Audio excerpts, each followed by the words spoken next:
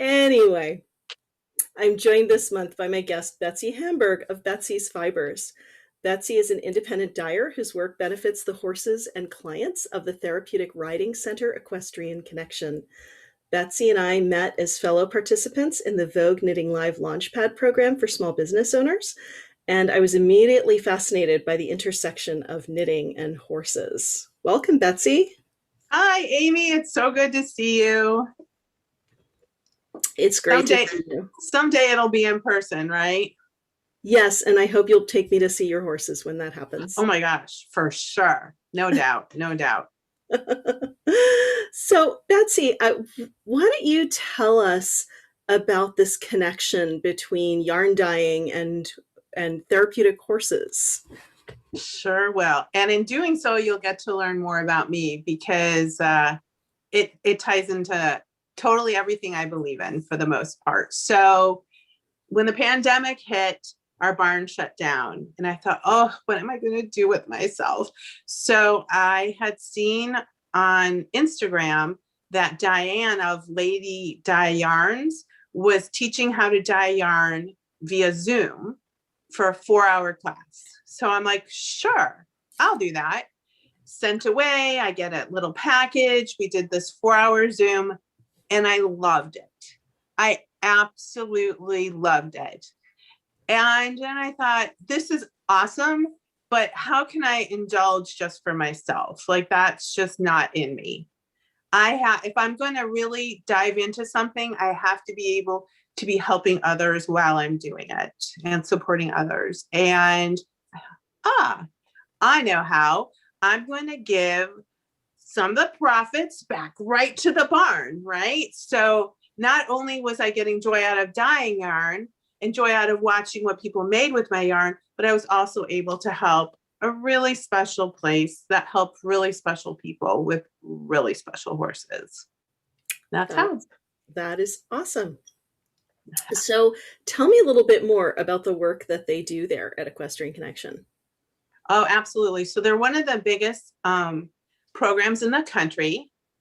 They have, I think right now we're at 20, 25, 26 horses. We just had a few pass over the winter. It tends to happen like that. They tend to pass in groups. But yeah, so I think we're at 25 right now. And we have 6 acres that were just donated to us. So they have lots of pasture space. We also have a pond there that's fully stocked. We also have trails that we get to ride on.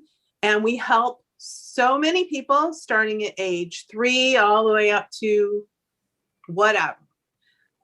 We do anything and everything from OT, PT, occupational therapy, physical therapy, equestrian therapeutic riding, which I'm an instructor of now. Yay. And we also have a massage therapist on staff. And we have an arts program. And we also have what we call a Wrangler program, which is young adults with delays get to spend time working at the barn. And then they also get to ride. So we do a little everything for every person. Oh, we also have a large mental health program as well. So, and that, as you can imagine, with COVID is actually growing in leaps and bounds. And I think we've only just begun to see that. So yeah, it's absolutely magic. It is absolutely magic. You see people who won't talk to anyone else. They'll talk to the horse. You see people that won't cry in front of anyone else. They'll cry in front of the horse. Really, we as the humans are just kind of there to step back and let the magic happen and to guide it to happen. And the riding portion, which I'm an instructor of now, there's so many benefits, and we can't call it OT or PT, or necessarily mental health, but all those pieces in just working with the riding instructor all comes together when they're riding. You know, the self-esteem, the balance, the core strength, the verbal expression, the focus, the attention, everything as a therapeutic riding instructor is all in one package, and we get to do it all there, and it is magic. It is magic. That's Love awesome. it. How Mhm. long did you have to work to become certified as an instructor? So I've been volunteering there for about 5 years. And I decided a couple years ago to start this process of becoming a therapeutic riding instructor. And there's an overseeing organization called PATH. And the process starts with a bunch of paperwork, as you can imagine, and a few different kinds of tests, equine information tests, and then also riding information tests. And then once you pass all those, then the next step is to have a group training. So I had to do 25 hours of group teaching, which was really, really tricky, as you can imagine, when the pandemic hit, because then we couldn't do any more groups. So that, yeah, it put a big kink and stuff.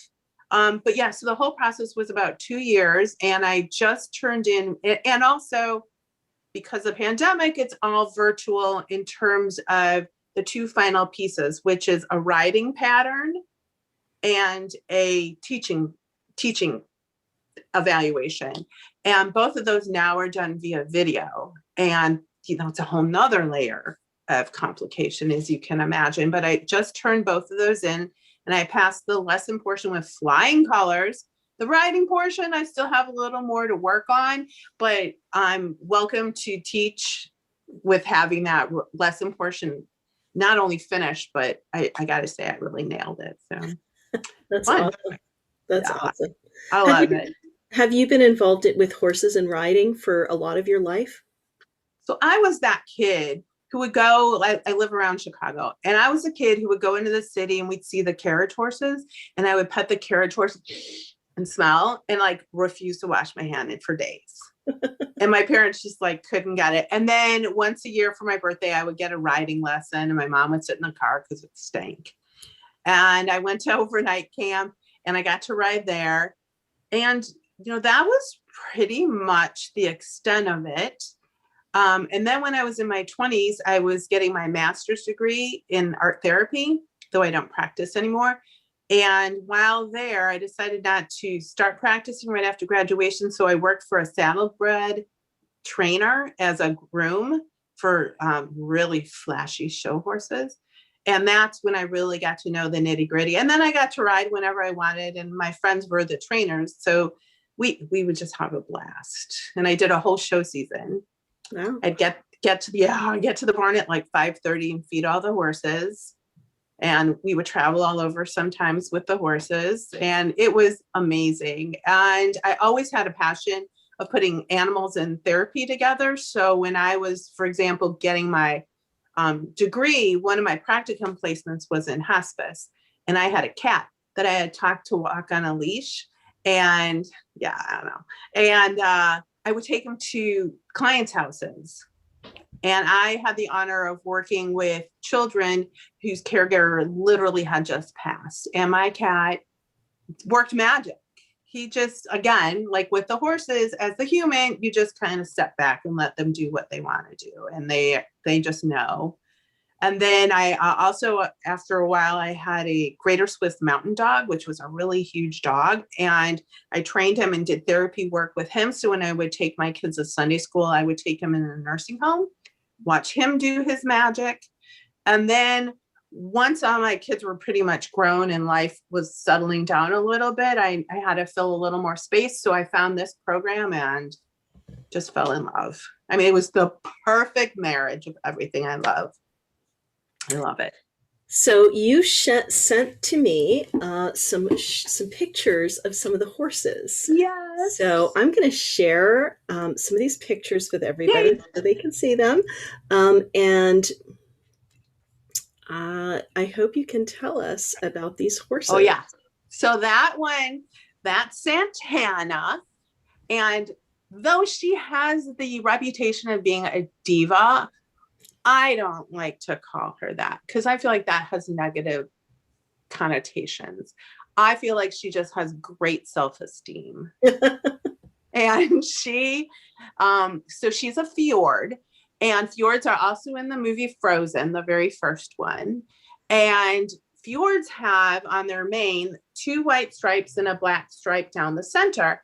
And as you can see, what we've done, and it's very common with fjords, you cut the white and leave the black. So we have 5 fjords at our program, and each fjord has a different pattern on their mane, and they're cut by one of my favorite people, and her name is Sally, and she cuts these beautiful designs, and each fjord has her own. So of course the queen has somewhat of a crown there, and she's great. These fjords are wonderful because they're draft horse, and they can handle a lot of weight, and B, they're very calm, very, very calm. So she does wonderful with riders who can't sit still. And she's fabulous. I love her. So That's Santana. you mentioned that the fjords are that breed of horses was featured in Frozen. Is that a Norwegian breed or? Yes, the Norwegian fjord, technically, yes, that's their breed name. And I had never seen a fjord until I went to the therapy program. And it ends up that they're actually quite common in therapy programs. And in our program, we have 5. We're very lucky.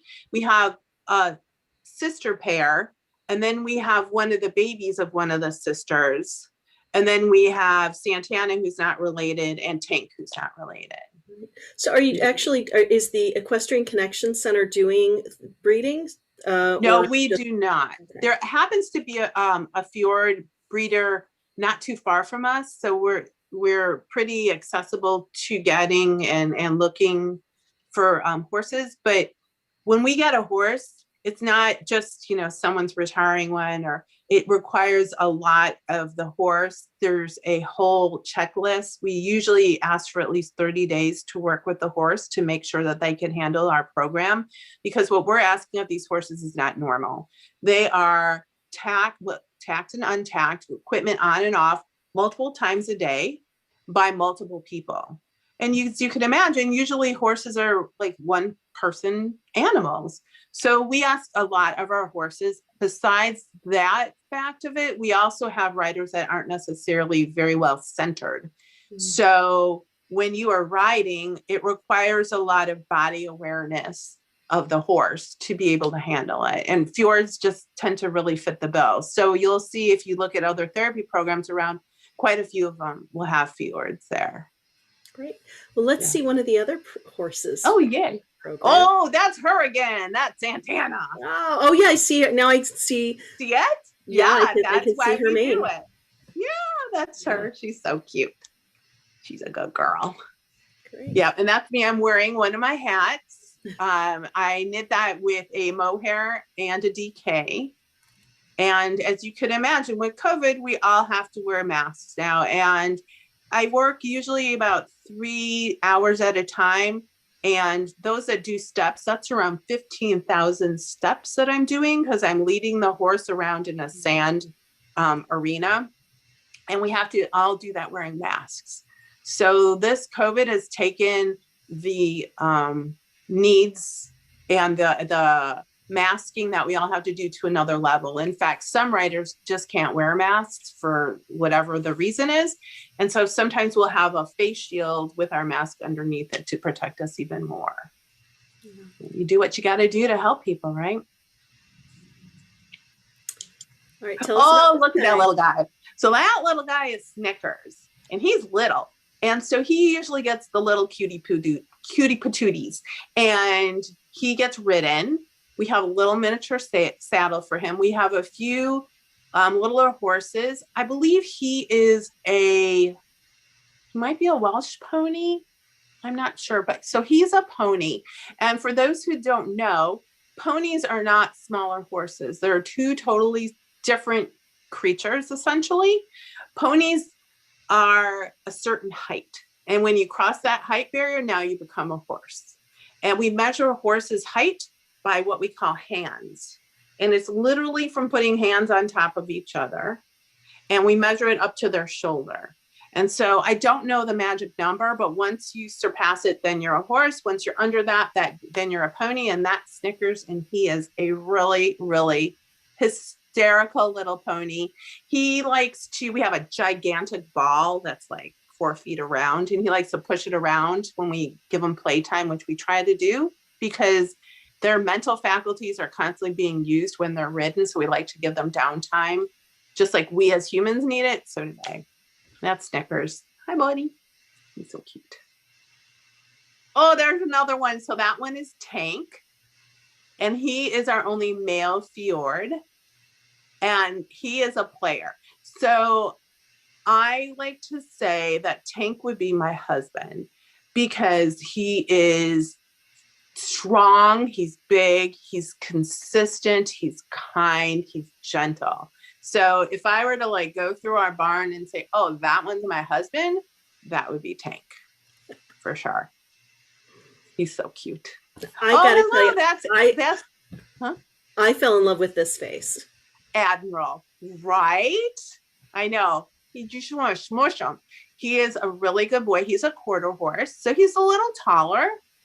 So we get to use him for our adults and our longer bodied teens. And he's just patient. They have to be extremely patient.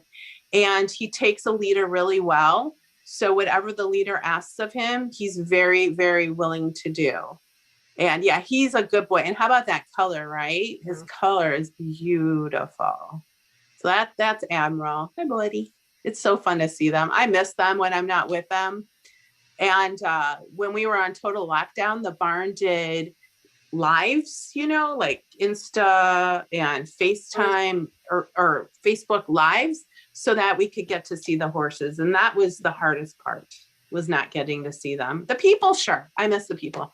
But the horses, I love them so much. Who's this? Okay, now she's a really special story. This is Sierra. And Sierra is now blind. But every horse in our program has a life with us. So we promise when you make it through our program and you're in our program that we will take care of you forever. And Sierra over time has lost her sight. And you can kind of tell when you look at this, like her head's like cocked a little odd and her movements are a little odd. And she's come to depend a lot on her pasture mates. She is not used for anything. Some of the horses who are retired, we get to do what we call just groundwork with them and they get groomed while you're talking with the, or not rider, but when you're talking with the client. But Sierra, because of her blindness, we aren't really able to do that because she's just too heightened and too nervous. But that's Sierra, and she's super duper sweet, and she put in wonderful time, and now we just love her and take care of her. And she's a good girl. That's nice. Oh yeah, it's the best. Now I know there's a story behind these treats, right? Yes. So with the purchase of my yarns, like I said, I'll be using some of the funds to buy items I like to specifically go to the horses. So for 2020, I'm relatively new to this yarn dyeing world. So I was able to get a few jugs of these horse treats. And why these horse treats are so fabulous is because I shopped around very carefully because they're quite large and they're very, very crunchy. So our riders are not allowed to feed horses by hand. But what we ask them to do is drop them in their food bucket. You hear a loud clunk, and then you hear the horse chew. And the riders love it. And what it does, even on another level that they're not even aware of, is that it teaches the rider how to take care of someone or something that's taking care of them. And this is one of those like sneaky little moments that you have as to, well, how do we take care of something? We're very gentle with it. And we have to approach things a certain way. And this is how we do it. And look how much happiness it brings. So that's one of the jugs of treats I was able to buy with the 2020 funds. Nice. Yeah. And so, I think I have a little video here of one of the horses reacting to those treats. Oh, let me see if I can share that. Oh my God, this one is hysterical. I hope it works. The horse you're going to see is Bonnie. Bonnie's lips flapping, and Bonnie loves to eat. Like, you have to make sure her stall door is closed so that she doesn't run in there and try to get food. She's so cute. And she's a Heflinger. Right. Let me double check and see. I see it on my screen, but I need to make sure I can get it on your screen. Yeah. Yeah, Bonnie is really funny. And if it works, you'll get to hear the little voice of one of the writers. And of course, I can't show writers due to confidentiality, but you'll hear her little voice. And her dad was right there, so he was fine with that. But the horses, they just bring so much happiness. And you can just understand. I hope you could understand why. They're just wonderful. They're Well, so here, wonderful. I think I have it. I think I'm going to bring it up here. Oh, super. Oh my God. She wants the whole bucket. She's so silly. That's Bonnie. And she really, really loves food. So we have to be really careful. There's only certain people that can lead her in and out of her stall.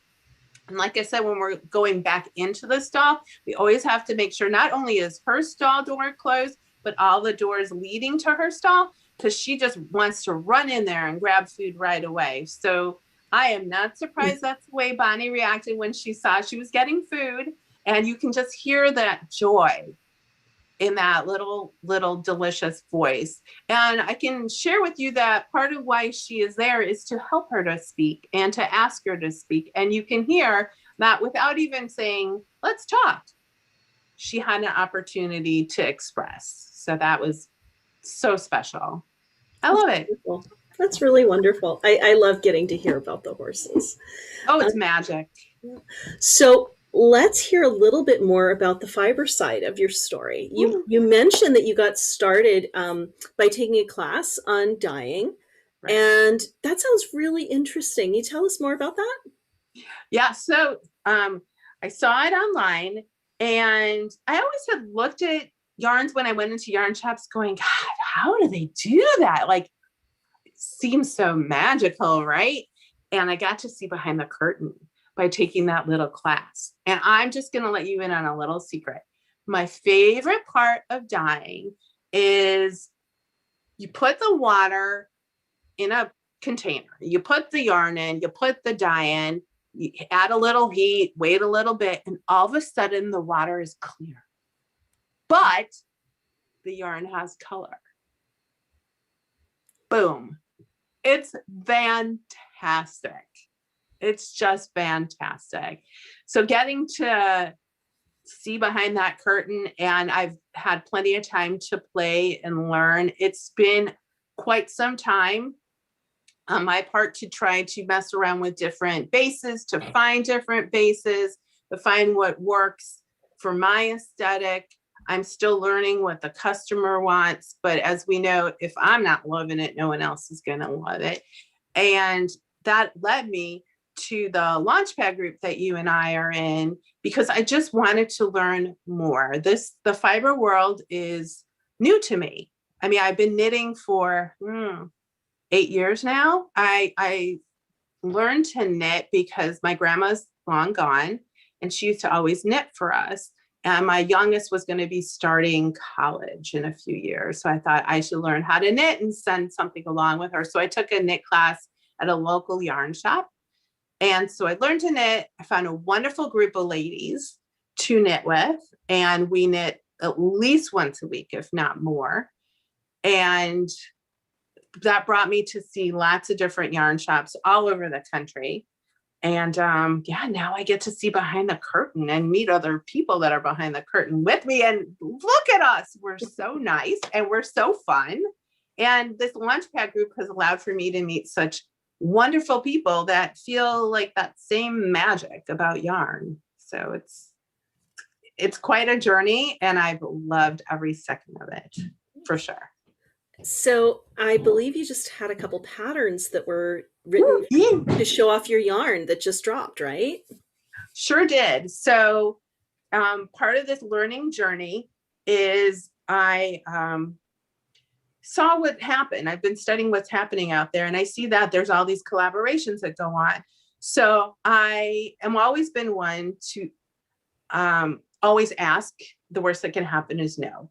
So found one of my ladies in my group told me about a local designer. I just Insta messaged her And we just clicked right away. And she said she would love to design something using my yarn. And I've had her and her family out to the barn, so they got to see where the magic ends up.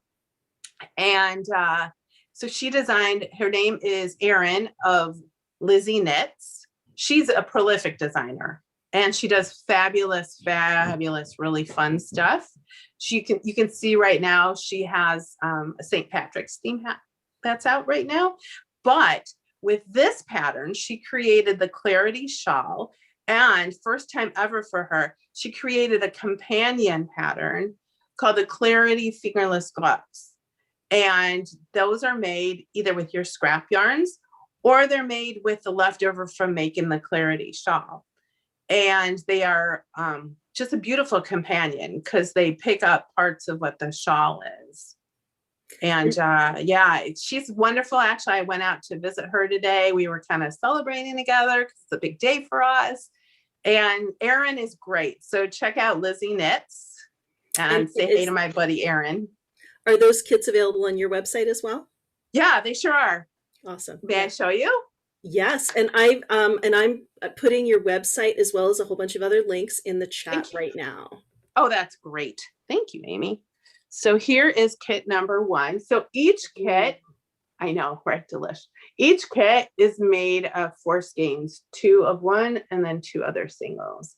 And I think you can tell this is a 2-ply fingering, and it's really, really soft. It's 100% superwash merino, and it's Italian spun, so it's really soft. So this is kit number 1. Here comes kit number 2. Here's kit number 2. So here's the green, little bits of everything in it. Here's the pinkish and browns. So I know for myself, when I knit, I don't like a solid color. If I have something, I at least have to have tones so that it holds my interest. So that's the way I'm dyeing. I'm dyeing that exact way. Because again, I'm only going to do things if I enjoy it, because then I know and would assume others will do as well. I'm going to show you my next kit. Oh, this next kit is really, really fun. Okay, so there's 2 of those. You see all those colors? I know. And it's so yummy. And then it's one of the speckle. You can see there's pinks in there, and there's greens, and there's teals, and there's blues, and there's purples. And then so again, we have purples, pinks, blues. So that is kit number 3. I actually made up 5 kits. Here's kit number 4. So we have grays. And again, my colors are not solid. They are tonal to hold your interest. And there's that. And then there is another brown. This brown's a little warmer than that other brown from the last kit. And finally, not to leave anyone out, I had to do a neon kit. I just had to, Amy. So here starts with the greens. And again, we have some tones to it. See? And then I like them. yeah, you do. Hey, thank you. And then that. And last but not least, that. So together, you have all of those. Nice. Yeah, so I had to throw in a neon. I just couldn't let it go. So those are my kits. And in the pattern that you buy separately from Erin is a code to get a discount on the Fingerless, Clarity Fingerless gloves. So that's a nice little bonus that Erin threw in there. And yeah, it's gorgeous. And y'all have to see, it's huge and super squishy. And oh God, I should have grabbed hers from her when I saw her earlier. But I hope you enjoy knitting it. I hope you love my yarns, because I do. And the knit's wonderful because it holds your interest, yet allows for you to watch TV. It's a hard balance. And that's what I kind of feel like my yarns do too. They hold your interest, but they're not distracting. You've got some great colors in there. I really love kit number 3. Those are my colors. Wow. Thank you. I know, right? They look kind of like the ocean. Yeah. Yeah, those are great. Yeah. Those are great. Oh, And I so have much fun. I have some of your yarn here too. Ooh, let's see what you're Because making. after Betsy and I met at the Launchpad program, we talked about doing a collaboration together. So I am in process of swatching some of her yarn, and I haven't quite. Oh, it's a bunch of. This is the process, right? This is the designer process, right? I've got a whole bunch of different stitch patterns that I'm Oh, playing wow. with. And, these were the colors in the yarn, which are just so great. And it makes me think of like a stormy ocean or something like that. So I'm kind of playing with stitches that move around a lot. And eventually that's going to become a hat. Ooh. And it's a I nice love seeing the yarns come to life.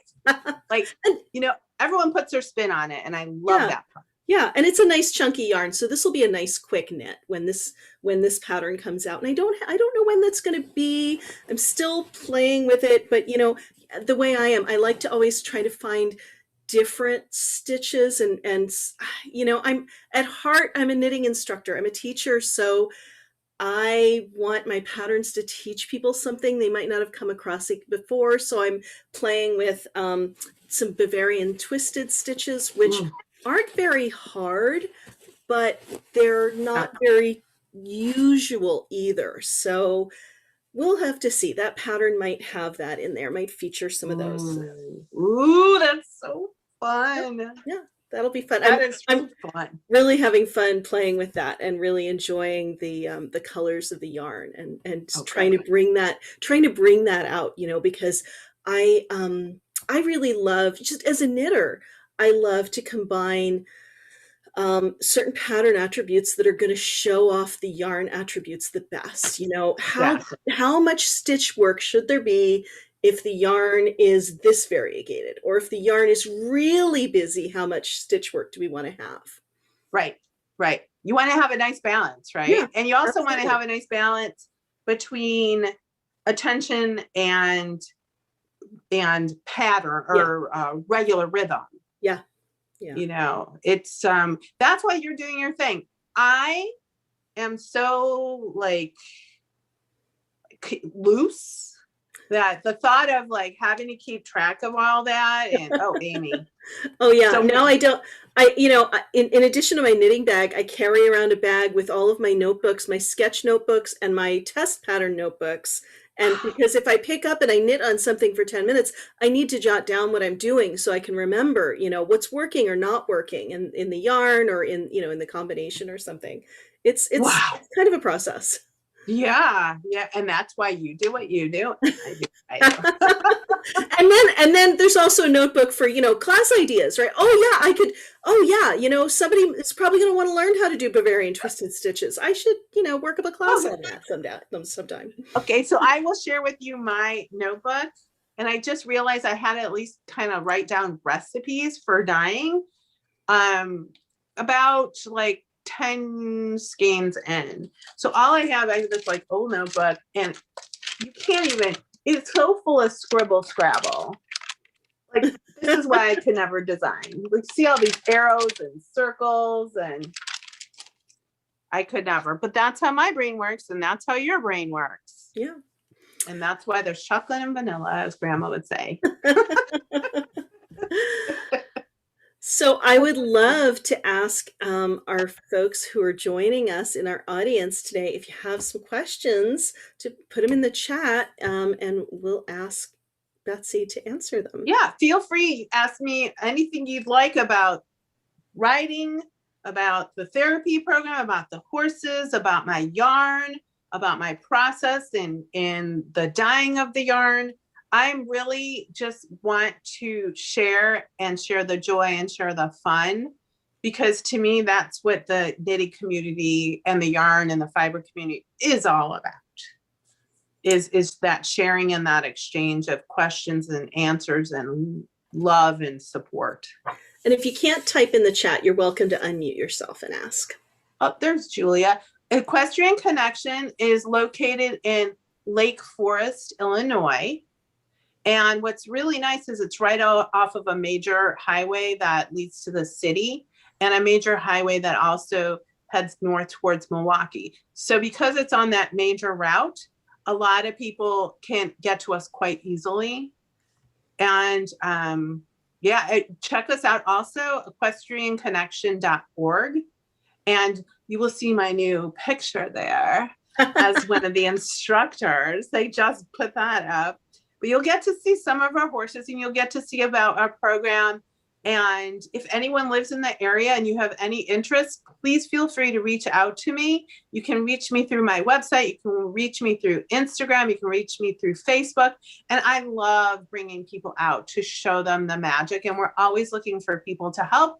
And help means anything from typing to shredding to cleaning to leading a horse to you can sidewalk with a rider, which doesn't require any horse knowledge whatsoever. And it's a great way, folks, to get exercise while yet helping others. So, Win-win. Betsy, I didn't realize that the stable was in Lake Forest. I did know you were in the Chicago area, but here's another connection besides no. Launchpad. Oh yeah. So my in-laws and my husband lived in Lake Forest when he and I first started dating when we were in college. Amy! I spent a summer in Lake Forest. I worked at the Talbots in the downtown shopping area. Seriously, and the Dominics.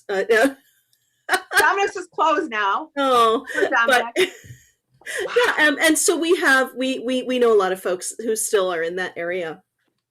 Yeah. Oh my gosh. And then after we were married, we lived in Deerfield and Highland Park, which for those of you who don't know are the two towns adjoining. I grew up in Deerfield. Oh my goodness. Wait, and Diane of Lady Di Yarns? Yeah. She used to live in Highland Park. That's crazy. I know. Small world. That is so funny. We'll talk offline. Maybe you get some. Yeah. But there, again, there's so many connections through the world. If it's okay, I just unmuted myself really quick just to talk about, you were talking about connections, Amy, and it blows my mind because I'm so glad I'm watching today. Couple of things. My oldest granddaughter has anxiety and selective mutism disorder. Mm-hmm. And so she does not speak at school, and she'll speak with us when she's at home. They live in Colorado, but she'll speak with us, but she stutters. And I just bought a 10-acre horse ranch like 20 miles away from them. And so I'm hoping to, get some, I grew up with my cousins part-time in Utah. And so I've been around horses and so forth a lot, but this will be my first time owning them and actually working with them. So I thank you so much. I loved seeing everything, and I definitely want to check out the kit number 3 is screaming my name too. So thank you very much. Julia, thank you for sharing. And Julia, I want to point out to you, you can look at, I think it's path.org. That's our overseeing therapeutic riding, one of them, but the one that we all are certified through, being all the instructors. And they have a list of centers, and you can look and see if there's a center near where you're going to be moving. So that might be a good start point for you to at least gather information and to gather maybe even spend time there so that you could learn as to the horses what you're looking for. Because I know it's going to have to be a very particular horse, not necessarily just an old horse. There's young horses that can do this work too, but you are going to need to look for a very particular horse. And I wouldn't be surprised if wherever that path center is, they could help you out. Great. Someone asks, how expensive is the horse riding? And I think that question is directed at, for those who are going there to get the therapeutic benefits. Right. So if it's occupational therapy, physical therapy, speech therapy, those are usually covered by insurances, depending on how the doctor has written things up. And we have we're, like I said, one of the biggest programs in the country. And we just added some more OTs and PTs. So I don't know the cost of that due to insurance. As far as riding with me as an instructor that doesn't have a doctor's note attached to it, I don't know the very number, but I do know that our scholarships are a huge part of how we have riders pay. And scholarships come from donations, they come from grants. We have different programs from different hospitals even that use us as instructors.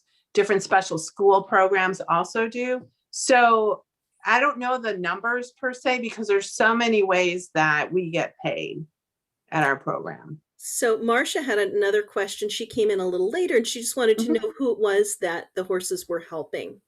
And, you know, and you covered that before, but maybe you could just touch on that. Oh, I love to. So Marcia, hi, I'm glad you showed up and joined us. So who the horses help is anyone from 3-year-old all the way to whatever. They're emotional, developmental, physical, pretty much any kind of issue you can think of or need you can think of. We have dealt with it there. We have veterans programs. We have, we even have like quadriplegics who ride. We have paraplegics who ride. We have children. We have teens. You pretty much name it. And then also our mental health program is growing in leaps and bounds. And so in that way, we help out things that you can't necessarily see, but affect us just as hard. So that's our peeps. Awesome. And there was another question circling back around about to your dyeing, about how the water becomes clear when you dye the yarn. And so I want to hear more about how that works. It's so magical. So my understanding, I use acid dyes. My understanding is I add it to the water. They dissolve in the water. I put the yarns in, and the cells in the water, I don't know if I'm using the right words, suck in that dye, leaving behind the water. So whatever the solids of the dyes are, go into that yarn, leaving behind the clear water. And the heat process helps that. And that term, when they talk about that, that's called, the dye would be exhausted, right? When the water turns clear, that's what that's called? Correct. Your dye has been exhausted, and to help that happen, again, we add heat. Sometimes we'll add an acid. You can either use a vinegar or a citric acid. That's called Morton. That's the big word for both of those. I use citric acid, a powder. It's just a little easier and a little cheaper and less to store. And that also helps for that process of the dye getting sucked into the yarn so that the dye becomes exhausted. So yeah, I have a dyeing question for you. So behind you on the wall, you've got all these gorgeous yarns that I totally want to reach out and grab. I know, right? So squishy. So you have a really bright, kind of vibrant rainbow yarn to the one that's on that side. And then on the other side, you have a sort of a much more muted yarn that looks also like a rainbow-ish kind of yarn. What is different when you do one and the other, that, you know, getting a bright color versus like a muted color like that? Yeah, so these all come down to the dyes themselves. So there's a few different suppliers of dye. And so this one that you're asking about, the dyes are the brighter dyes. And the way I do this is my yarn is already been soaked. And I don't know if this is right, but it's working. I work a lot from gut. I sprinkle the actual dye powder onto the yarn. So this is made up of like 1, 2, 3, 4, 5, 6, 7, 8 different colors. And what's interesting that I've learned about the rainbow is yellow is the most vulnerable of them all. So I start with the yellow, I dye the middle section, and then I take a piece of tinfoil and I roll it up and make, I don't know, like a little bridge with it. And I put the yellow over it. And then I do the other colors. So this side I do the cools, this side I do the warms, and that helps to keep my yellow a little fresher. You can still see there's some leakage there, but it keeps them pretty darn fresh. This one is dyed with non-neon, right? So this one is like a Cabernet to a fire red to a pumpkin orange to sun yellow emerald green, bright blue, and violet. And this that one base- also has a base that's a zebra base, they call it. Mhm. It's at least where I order it from. And this is a fingering. And you can see how you have that. See that through. So I kind of like to call it, like, you know how a spin cycle has their multiple colors? Yeah, it's like a barber pole. Uh-huh. Yeah. So you've got So the darker fiber in there that's not picking up as much of the color. So you get a really Exactly. lot of contrast in the, especially in the brighter and lighter colors there. Mm-hmm. So I do this in neons as well. And I also, whoa, hang on one second, Amy. Yahoo. I also have that in like blues. Yeah, you're a blue girl. I am. Yeah, you know I am. You and me both.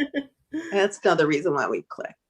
So this, you can see, and even look, see how it gets, but you still have that. So it's kind of fun when there's patterns that you want to have a little variation, but don't want to get the double twisted yarns because they might just be out of the budget.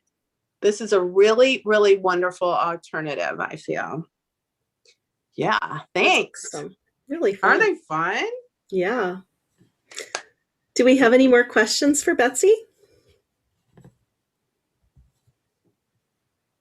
Okay. Also on my Instagram, so I've been doing a lot about me, and I wanted to just give you guys a heads up. I was just out at the barn this past week. We've been doing a lot of spring cleaning, so I did a bunch of videos. So on my Instagram, you're going to see over the next few days, probably even the next week, I'm going to drop in some videos introducing some more of the horses because they're the stars. I mean, we're just people. And your Instagram is Betsy's Fibers, right? Betsy's Fibers, yeah.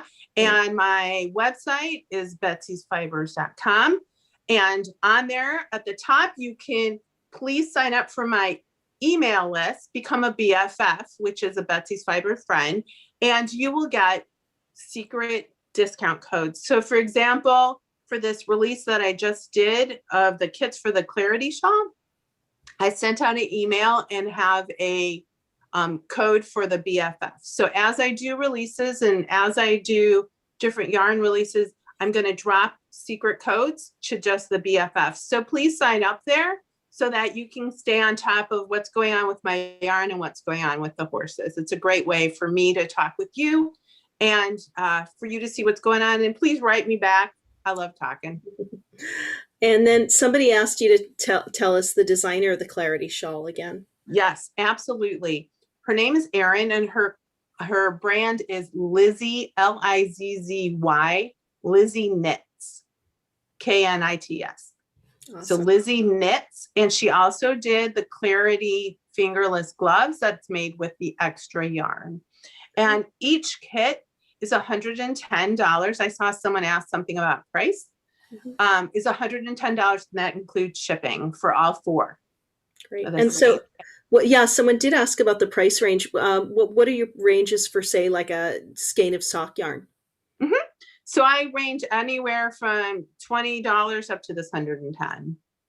Okay. Yeah, I have a pretty wide range, I say. And also on my website, just to point this out, I have an area there that if you want to do a one-on-one consultation, if there is a certain color that reminds you of something, or a certain color combo that reminds you of that sunset on your, honeymoon, you can click and make an appointment, and we can do some FaceTiming and some vision boarding, and I can create yarns that will reflect that time for you. So not only will you be knitting, but you'll be knitting with colors that mean something to you. So that's another option up on my website, just to let folks know. That is really interesting. I have not come across anybody else doing that.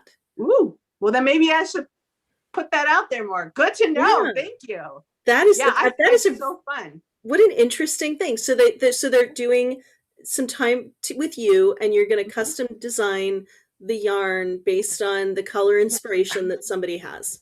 Yeah. For example, This one here, I dyed for another therapeutic instructor out in Arizona.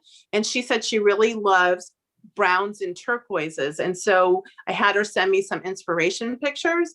And this is what I came up with. Wow. And so it's, and she knitted into a hat for herself. Oh, that's great. So yeah, I really, really, as you can, I think, tell, I really love people. I love talking with people.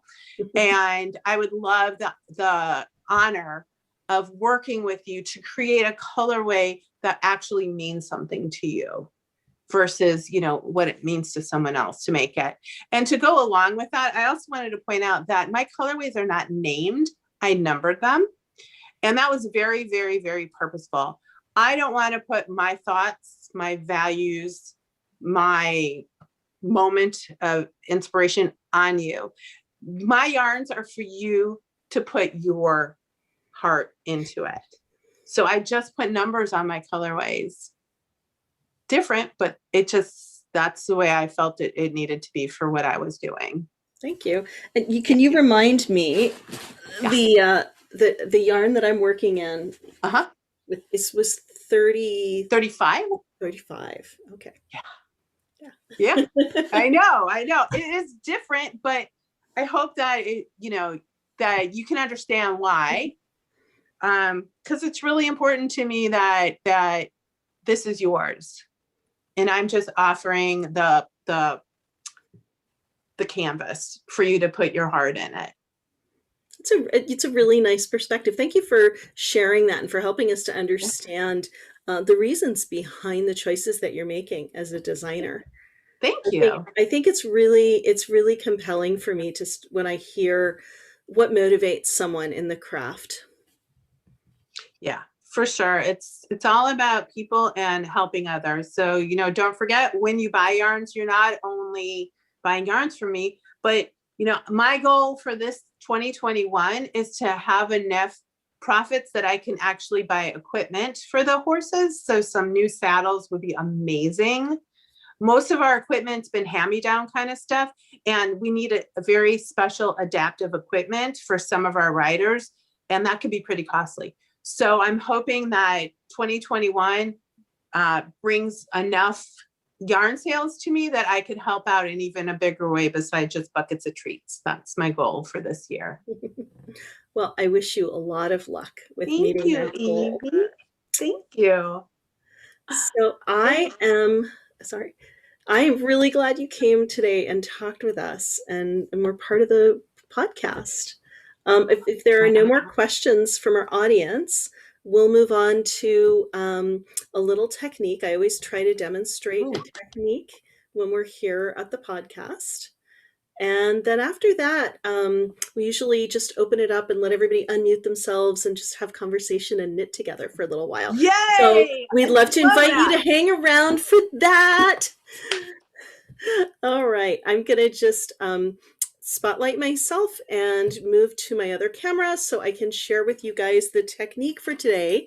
Okay. Someone requested that I show shadow wrap short rows, which is going to be our technique today. I use this type of short row method in the pattern that I just put out a couple weeks ago called Wanderoo. And it's also the way I turn the heels of my little mini stocking pattern, the Hope and Cheer pattern. So that this shows up in both of those patterns, and in both places I have step-by-step directions because I do always like you to learn something when you knit one of my patterns. But I will show how that works right here. So as you know, short rows are just essentially a technique that we use to add extra fabric to one section of a knitted piece without knitting all the way across the row. So we're going to go part way across the row and turn around and knit back. And we do this in different places where we want dimensionality in our knitting. For example, in the bust line of a sweater or in the heel of a sock. We do need to make our socks turn. Mm-hmm. And short rows are one of the ways that we accomplish that. And there are a number of different ways to make short rows. And there's German short rows, there's wrap and turn, there's Japanese short rows. They all have a different way of dealing with the gap that forms when we knit and turn around and knit back. And let me just show that for a moment in case anyone hasn't done short rows before at all. If we're knitting across our row and we just go part way, and rather than completing the row, we stop and we turn around and we knit back the other way. What's going to happen here, and I'll just knit a few stitches so you can see. What's going to happen is that the place where we turned, we're going to have a gap. And that gap's really visible. And so we don't want a gap, of course, in our knitting. And even when we come back and knit across, we're still going to have a gap. So when we talk about short row techniques, what we're talking about specifically is the techniques that we use to eliminate or minimize that gap.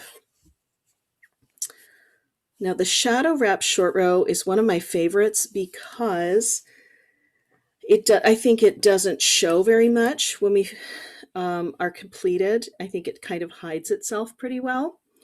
And I also like that I don't have to remember to use stitch markers like I do with the Japanese. It doesn't leave an extra bump like wrap and turns do. And I can stack it right one on top of the other, which you can't do with German short rows.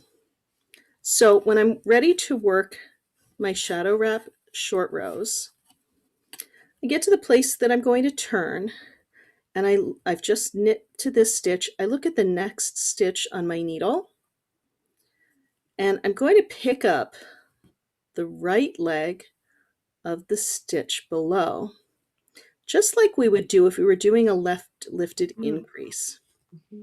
Okay, so I'm picking up the leg of the stitch that this stitch is coming out of. Some traditions will call this the mother stitch. I'm picking up the nearby leg of that stitch, putting it up on the needle, and then I'm going to knit through it. And now I return the stitch I just made back to the left needle. And now we have what's called a shadow stitch, or some people call this a twin stitch. So you might hear this referred to as twin stitch or even doubled stitch short rows. So I've made my shadow wrapped stitch. Now I can turn my work and knit back. And because it's stockinette, we're going to purl back. And I'll purl across the requisite number of stitches. And when I get to the next stitch that I do not need to work, I'm going to turn, because I like to do this next bit on the front side. It's possible to do on the back side, but I find it a little easier to do on the front. So I've just come across and purled across, and my working yarn is here. I just finished this. So I'm looking at the next stitch that I haven't yet worked. That's this one here. Again, I'm going to go down to the stitch below. I'm going to pick up the next stitch under that. I'm going to pick up the left leg of that stitch down below this. Just pick that up onto my left needle. And I'm going to knit into the back leg of that stitch. And here, once again, I've created a doubled or twin or shadow wrapped stitch. When I work across, depending on what my pattern wants, I might work one stitch less and create another shadow wrapped stitch. Again, picking up the nearby leg of the stitch below the stitch on the needle and working into it. Or if I'm finished making all my short rows and it's time to work across, I would work across and just work both halves of that shadow wrap stitch together. And when I've finished my row,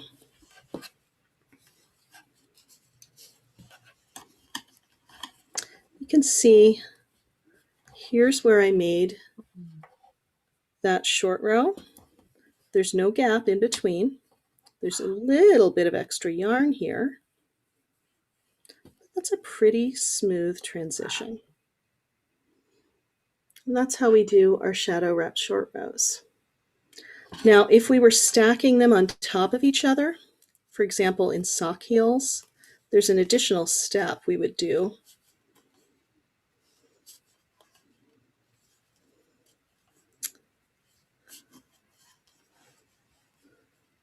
Let's say I was doing a whole bunch of these in a row. So I'm going to make my second shadow wrap here.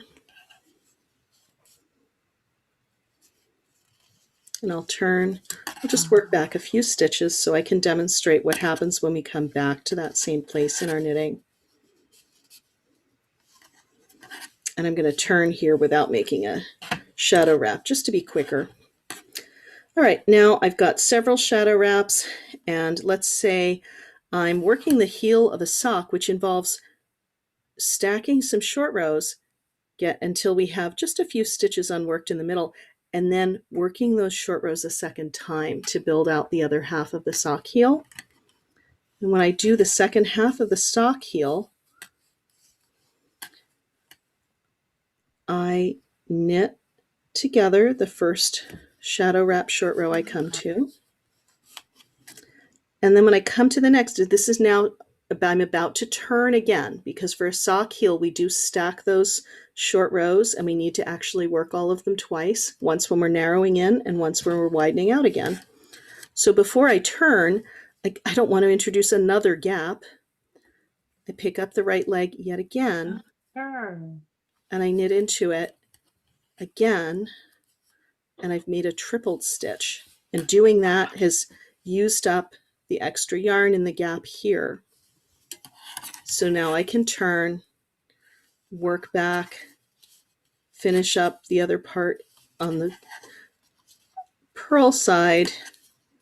And when I come back to it again, and I'm finishing with my short row heels, I'll come back, and when I get to that triple stitch, I just knit all three sections of that tripled stitch together.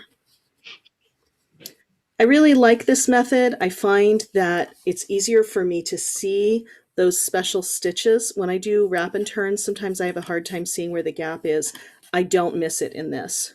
You can see my knitting definitely became three-dimensional when I did that. I just made, several short rows really close to each other. Oh, that's so cool. But here's what those stitches look like. We don't have a gap. And that's a method that I quite like. Wow.